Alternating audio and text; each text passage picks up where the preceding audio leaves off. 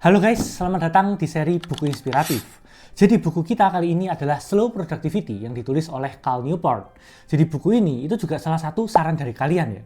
Jadi buat kalian yang mungkin ada saran buku lain yang aku bisa bahas, mungkin yang berkaitan lifelong learning atau mungkin self-development lah ya. Kalian bisa tulis di kolom komen guys. Nah intinya ya, kalau kalian dengar kata produktif, apa sih yang terbayang di benak kalian?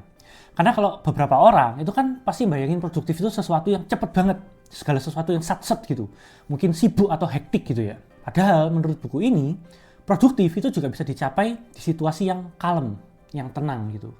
Makanya kalau kalian lihat di sampul buku ini itu kan ada gambar pohon-pohon gitu ya. Cuma kalau kita lihat, negara kita itu kayaknya sudah termasuk cukup slow ya dibandingkan sama negara-negara lainnya. Apalagi kalau dibandingin sama negara-negara maju. Jadi kalau aku lihat, banyak orang Indonesia itu sebenarnya secara nggak sadar itu sudah paham sama konsep di buku ini, konsep slow productivity. Bahkan mereka sudah menerapkan gitu ya di kehidupan sehari-hari. Tapi bukan berarti buku ini membenarkan kalian yang males-malesan ya, atau nggak ngapa-ngapain. Karena kalau yang namanya produktif, itu juga pasti kalian harus menghasilkan suatu produk kan. Kalian harus menghasilkan suatu output gitu. Cuma kalau menurut buku ini, kalau kalian berada di situasi yang hektik gitu ya, produk yang kalian hasilkan itu jadinya kurang berkualitas gitu. Dibandingkan sama kalau kalian bekerja di situasi yang lebih lambat. Nah, sebelum kita bahas lebih lanjut tentang konsep-konsepnya, kalian itu perlu bisa bedain dulu mana pekerjaan yang lebih pakai otot dan mana yang lebih pakai otak. Karena ini beda konsep ya. Jadi buku ini itu lebih untuk kalian yang kerjanya banyak pakai otak. Kita coba pakai contoh ya. Misalkan kalian itu kerjanya bikin-bikin pot gitu ya. Kalian bayangin kalau dalam satu hari kalian kerjanya itu 5 jam. Kalian bisa menghasilkan beberapa pot gitu kan. Terus kalian bayangin kalau waktunya itu aku double. Jadi dari 5 jam aku bikin 2 kali lipat jadi 10 jam.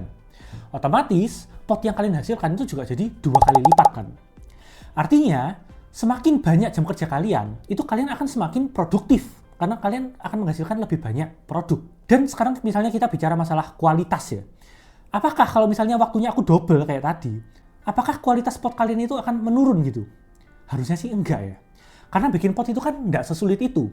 Lebih banyak pakai otot daripada pakai otak. Artinya, meskipun kalian misalnya lagi capek, agak burn out gitu ya, tapi kalian paksain bikin pot gitu, harusnya kualitasnya tuh nggak akan semenurun itu gitu. Nah, itu beda konsep sama kalian yang kerjanya lebih banyak pakai otak. Misalnya ya, kalian programmer atau mungkin desainer gitu ya. Mungkin kalian di tim marketing, HRD, atau bahkan kalian sudah di level atasan gitu ya, C-level gitu.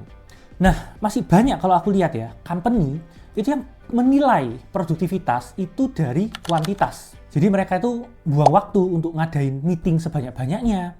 Atau mungkin kalau telepon itu dilama-lamain gitu. Cuma supaya kelihatan sibuk aja, walaupun belum tentu ada hasil yang signifikan. Banyak juga kan company yang sudah menganggap lembur itu sebagai sesuatu yang normal. Jadi ada istilah hustle culture gitu kan ya. Padahal kalau menurut buku ini, kuantitas kerja kalian, jadi jam kerja dan banyaknya pekerjaan kalian, itu berada hubungannya sama kualitas kerja kalian. Malahan semakin banyak jam kerja kalian, atau semakin banyak yang kalian kerjain, itu justru kualitas pekerjaan kalian itu akan semakin menurun. Jadi di buku ini dijelasin 3 prinsip slow productivity yang semoga bisa mencerahkan kalian kalau jadi orang yang produktif itu nggak harus kerja yang mati-matian gitu. Nah, prinsip yang pertama itu mengurangi kegiatan. Jadi sesuai namanya, kalian tuh harus menurunkan jam kerja kalian. Tapi bukan berarti kalian terus kayak resign dari pekerjaan kalian atau mungkin kalian menurunkan jam kerja kalian secara serampangan gitu ya. Semuanya tetap ada perhitungannya.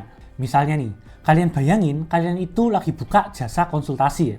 Jadi konsultasi privat gitu, 1 jam one on one gitu ya. Nah, di awal-awal bayangin kalian itu sulit banget nyari klien. Nah, terus kalian bayangin seiring berjalannya waktu, kalian itu semakin percaya diri dengan kualitas kalian. Jadi kalian sudah merasa kualitas kalian itu meningkat. Apa yang biasanya dilakukan sama banyak orang? Biasanya mereka akan menambah slot-slot jam konsultasinya mereka kan. Yang sebelumnya mungkin sehari 3 orang, sekarang mungkin sehari bisa 5 orang atau bahkan 10 orang gitu ya. Jadi mereka tuh mempromosikan diri mereka gitu, supaya dapat semakin banyak klien. Tapi konsep kayak gitu itu nggak sesuai sama yang diajarin di buku ini. Karena menurut buku ini, begitu kalian merasa kualitas diri kalian naik, kalian itu nggak boleh menambah jam kerja kalian. Tapi dengan jam kerja yang sama, kalian itu naikkan harga kalian. Nah, selain itu, ada juga konsep yang menarik nih. Jadi, daripada kalian itu istirahatnya setiap hari, tapi cuma sedikit-sedikit, mendingan kalian itu gabungin jadi istirahat 1 hari full. Jadi dalam satu hari itu kalian benar-benar kosong ya, nggak ada satupun meeting, nggak ada satu kerjaan apapun itu. Ya kita sudah tahu ya, kalau misalnya hari Sabtu dan Minggu itu kan kita kosong biasanya, kita libur. Tapi biasanya kalau weekend itu kan waktu untuk family time kan. Banyak juga yang kalau hari Minggu itu harus beribadah. Jadi kalau saranku, kalian tuh pilih satu hari kosong di tengah-tengah weekdays. Misalnya hari Rabu gitu ya. Jadi kalian hari Rabu tuh jangan ada kerjaan apapun. Tapi buat kalian yang kerja di company yang lebih strict ya, kalian pasti mikir kan, nggak mungkin sih aku tuh bilang yang kayak, guys, mulai sekarang aku setiap Rabu aku mau libur dulu ya guys. Yang ada kalian akan dapat tamparan ya dari rekan kalian atau dari atasan kalian. Tapi sebenarnya kalian itu bisa pakai trik untuk membuat kerjaan satu hari itu jadi seminimal mungkin. Misalnya nih, kalian sebelum hari Rabu, kalian itu selesaiin beberapa project. Tapi jangan di-submit dulu. Ketika hari Rabu, kalian kumpulin tuh projectnya satu persatu secara bertahap. Untuk email juga sama kan. Kalian tuh bisa schedule beberapa email untuk dikirimkan di hari Rabu. Supaya kelihatannya hari Rabu tuh kalian masih tetap aktif. Nah, selain cara licik tadi, kalian tuh juga bisa nerapin yang namanya delegasi. Jadi intinya, kalian tuh jangan pelit-pelit ngeluarin uang untuk membeli waktu kalian.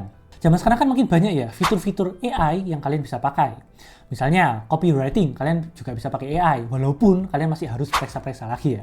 Terus kalian mau desain presentasi misalnya. Daripada kalian capek-capek desain, kenapa nggak kalian sekali klik biar AI yang desainin PPT kalian? Bisa jadi hasilnya kan juga lebih bagus kan daripada kalian yang desain sendiri.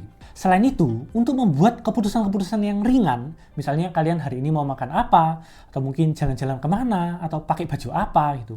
Itu kalian juga bisa coba pakai ChatGPT kan. Jadi menurutku dengan adanya AI ini itu pasti akan sangat menghemat waktu kalian. Nah, poin yang kedua itu bekerja dengan laju alami ya.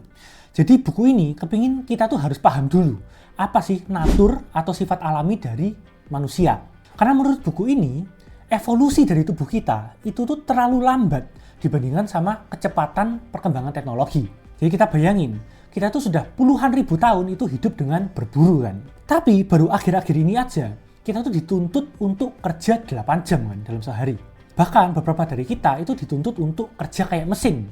Jadi mesin itu sesuatu yang nggak ada variasinya kan. Sesuatu pekerjaan yang monoton gitu. Dan terus-menerus tanpa istirahat. Nah, pekerjaan kayak gitu, itu tuh sebenarnya nggak natural ya. Makanya aku tuh sering kasihan kalau ngeliat buruh pabrik yang kerjaannya tuh kayak robot gitu.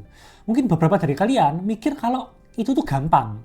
Ya memang secara fisik itu tuh kelihatannya gampang kan. Tapi itu tuh sangat boring dan secara mental itu melelahkan gitu. Tapi masalahnya tuntutan hidup di zaman sekarang itu kan kayak gitu ya. Kita kan nggak bisa makan kalau misalnya kita nggak kerja 8 jam sehari. Bahkan beberapa perlu sampai lembur-lembur gitu ya. Padahal kalau menurut salah satu penelitian di buku ini, orang yang hidupnya itu dengan berburu ya, misalnya nenek moyang kita, mereka tuh sebenarnya punya banyak banget waktu luang. Dan kenyataannya mereka kan bisa hidup gitu ya. Ya memang sih, kalau berburu itu pasti resikonya jauh lebih tinggi kan. Tapi yang difokusin di sini itu adalah jam kerja yang lebih sedikit. Jadi menurut buku ini, ritme yang lebih natural untuk tubuh kita itu adalah ketika kita bisa bekerja dengan lebih sedikit. Nah, selain jam kerja yang lebih sedikit, menurut buku ini, alami itu juga berarti bervariasi. Jadi nggak monoton gitu ya. Karena kita bayangin, nenek moyang kita yang dulu bertani ya, mereka itu kan juga hidupnya musiman. Jadi ada musim untuk menanam gitu ya, ada musim untuk memanen, dan mungkin juga ada musim untuk beristirahat gitu. Nah, menurut buku ini, kita tuh bisa bekerja dengan lebih alami kalau kita tuh juga punya musim-musim gitu. Misalnya dalam 1 tahun, kita juga ada musim-musimnya. Nah, kalau kalian ingat, aku tadi sempat kasih saran untuk bolongin 1 hari kan. Nah, selain cara itu, buku ini juga nyaranin suatu saran yang menurutku lebih ekstrim ya. Jadi buku ini nyaranin kalau kita tuh bisa sediain dalam 1 tahun, kita sediain 2 bulan untuk bulan istirahat. Jadi caranya juga mirip-mirip nih. Sebelum bulan istirahat itu, kita tuh bisa selesaikan beberapa project-project besar gitu ya, tepat sebelum bulan istirahat itu. Nah, ketika kalian berada di 2 bulan istirahat ini, ya misalnya Juli dan Agustus gitu ya misalnya. Kalau kalian ditawarin suatu project-project, kalian itu bisa nggak nolak ya, tapi kalian tuh nunda 1 bulan ke depan gitu ya. Menurut buku ini kan nggak terlalu masalah ya, misalnya kita bilang, kita lagi fokus di project tertentu nih, jadi kita tunda dulu 1 bulan ya projectnya gitu. Makanya buku ini juga nyaranin juga, kalau di dalam 2 bulan istirahat itu, kalian itu bisa bikin project-project solo gitu ya, project-project yang pribadi gitu, yang cuma supaya kalian tuh kelihatan sibuk aja gitu.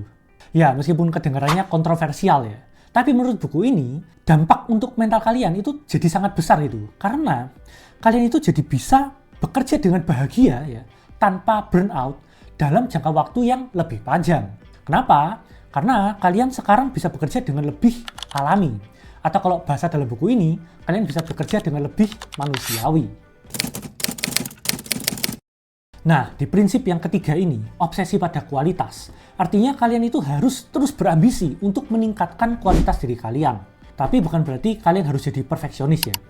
Yang penting, kalian tuh harus memastikan kalau diri kalian yang sekarang sama kalian yang 1 tahun dari sekarang dan tahun depannya lagi, itu kalian terus mengalami peningkatan kualitas. Karena kalian harusnya setuju kan, kalau semakin tinggi kualitas diri kalian, maka semakin rendah jam kerja kalian. Ya kayak yang aku ceritain di awal-awal tadi ya. Kalau kalian merasa kualitas diri kalian naik, ya jangan kalian itu nambah-nambahin jam kerja kalian. Justru kalian harus pertahanin jam kerja itu atau turunin jam kerja kalian, tapi kalian naikin harga atau rate kalian per jam. Sekarang gimana caranya kita ningkatin kualitas diri kita? Kalau menurut buku ini, yang paling penting kalian tuh harus ningkatin standar ya atau selera kalian. Karena kalian bayangin ya, misalnya kalian itu chef profesional itu. Kan nggak mungkin semua masakan orang tuh kalian bilang enak semua. Kalian harus punya standar yang tinggi. Gimana caranya punya standar yang tinggi? Kalau menurut buku ini, kalian itu harus coba gabung ke suatu komunitas. Atau setidaknya grup kecil gitu ya.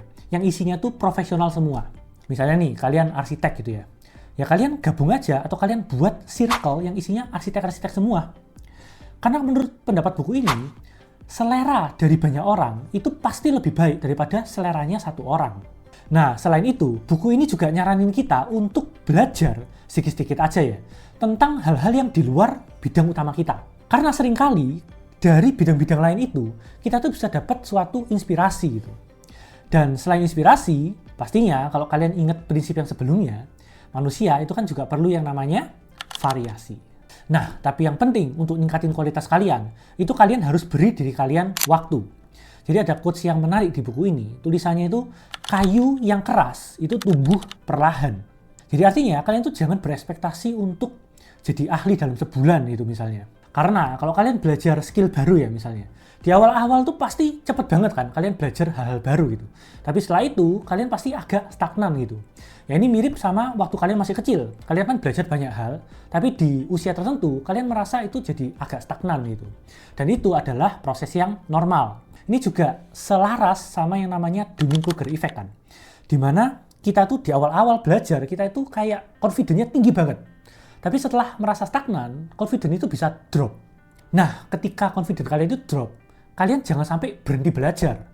Karena yang namanya kualitas itu pasti harus terasah oleh waktu. Jadi gimana nih? Kalau menurut kalian, seberapa jauh kalian bisa nerapin prinsip-prinsip slow productivity ini ke kehidupan kalian? Menurutku kalian perlu mikirin sih ya. Karena sayang banget kan, kalian sudah nonton jauh-jauh sampai di detik ini, kalau itu semua cuma jadi teori doang. Kalian juga bisa bagikan video ini ke satu teman kalian yang menurut kalian hidupnya paling hektik gitu ya. Dan seperti biasa, kalau kalian suka video ini, jangan lupa like, comment, subscribe, dan bagikan video ini ke teman kalian. Terus belajar untuk kehidupan yang lebih baik. Vitae Decimus.